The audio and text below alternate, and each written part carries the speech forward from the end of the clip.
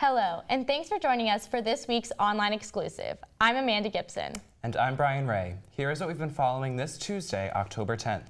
While Dr. Connie Book hasn't been on campus for the past few years, she started her time at Elon in 1999. Our Liam Collins took a look at Book's relationship with Elon and her career over the past 18 years. Constance Ledoux Book is beginning her new position as Elon University president, coming off a 16-year run with the university. Here's a timeline of Book's career with Elon. In 1999, Book began at Elon as an assistant professor of communications after earning a bachelor's degree in journalism from Louisiana State University and a PhD in telecommunications from the University of Georgia. This was the same year current university president Leo Lambert succeeded former president Fred Young. In 2004, Book was promoted to associate professor and department chair of the School of Communications, and 2 years later she was named the new associate dean of communications under current dean of communications Paul Parsons. In 2010, she was promoted to associate provost for academic affairs and led the creation of the Student Professional Development Center and the current residential campus plan. 5 years later, she accepted a position as the first female provost at the Citadel, the military college of South Carolina. On February 13th, University President Leo Lambert announced he will step down, beginning the Elon presidential search. And yesterday, October 8th, 2017, Connie Book was elected as Elon's 9th president to take over for President Lambert on March 1st, 2018. She'll be the first woman to hold the title. Liam Collins, Elon Local News. For more information about Elon's 9th president, check out our website, elonnewsnetwork.com. In other news on campus, Family Weekend brought plenty of reunions, but for parents of kids living in Smith Residence Hall, the weekend also brought headaches. Our Jackie Pascal has reactions from parents of some Smith residents. Family Weekend is usually filled with parents revisiting dorm rooms they left behind on move-in day and seeing how their students have adjusted to life at Elon. It's disappointing as a parent coming down for the weekend when you hope to be able to see the room and celebrate that and take them shopping to decorate. All that stuff is disappointing. Judy Pepe missed out on this experience. Her son has been relocated while his room on the first floor of Smith is being dried out. To prevent mold growth, the machine is working to heat and dry the hall. Her son is roommates with Mark George's son. We're concerned as parents because our kids are really struggling right now. Pepe and George say their sons are lacking sleep and are out of their routine while crashing at friends' places in historic neighborhood. The repairs are taking longer than expected, adding up to almost a week out of their rooms. They were offered the option of Danley. I understand that. My son opted not. I'm going to have a discussion with him about rethinking that. He does have 8 o'clock classes every morning, and he chose to be closer to the center of classes. What used to be a 1-minute walk to class is now a 15 to 20-minute walk into campus. We got moved out, like we're in Danley now for the time being, and just kind of sucks that we're going to end up paying for our room flooding.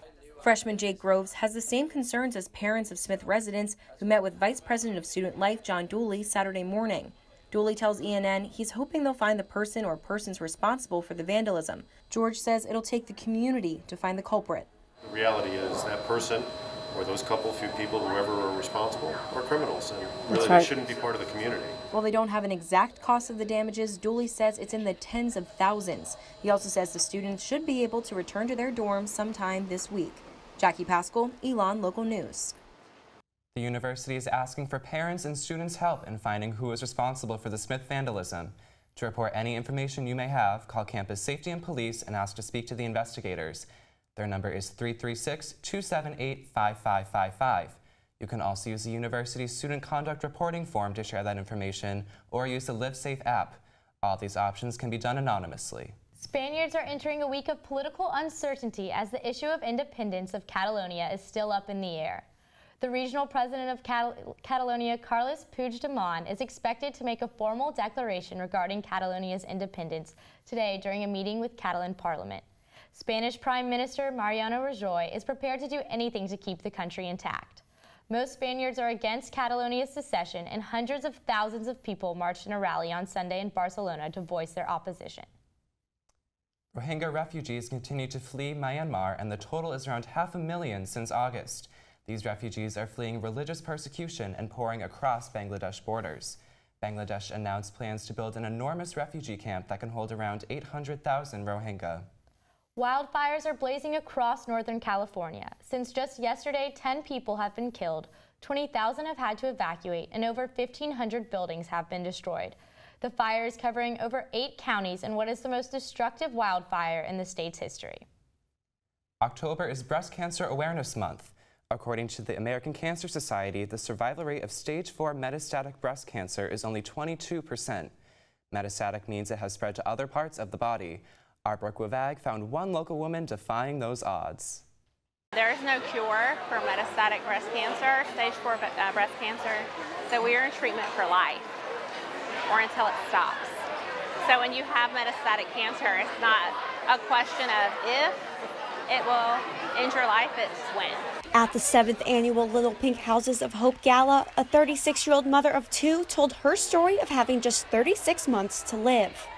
That moment, those words, time stopped. Nearly 6 years and 101 chemotherapy treatments later, Katrina Cook is beating the odds and helped organize this weekend's Dancing with the Stars Gala for Little Pink, an organization that promotes breast cancer recovery. The event pairs well-known locals with professional dancers to perform, and the team that raises the most money wins. Teams dance their hearts out to honor those lost by the disease. My mom had breast cancer, and so I remember when I learned about that, it would have been very nice to have had something like this to do. And she passed away in July, so it was definitely more meaningful for us to be able to do this. The dancers were all united under a common cause, but their dance experience varies. I don't know how to walk and chew gum or skip. In the end, Team Sandy was the winner alongside partner and Elon alum Anthony Amatucci after raising over $70,000. Oh my gosh. It was phenomenal. It was so much fun. I mean, and like, I really couldn't have asked for a better performance day. Like, that was probably the best we've done that dance so far. And yeah, she was awesome. He was awesome. Even though the dances were over in 2 minutes, partners became friends over months of rehearsals. I love you, Chris. I love you so much. Nearly 1,000 people came to support the cause and donate for those still fighting. Brooke Wivag, Elon Local News. Little Pink broke a personal record by raising more than $300,000 by the end of the gala. Well, that's all the news we have for today. Thanks for watching. Make sure to check us out on social media at Elon News Network or on our website at elonnewsnetwork.com. Have a great week, Elon.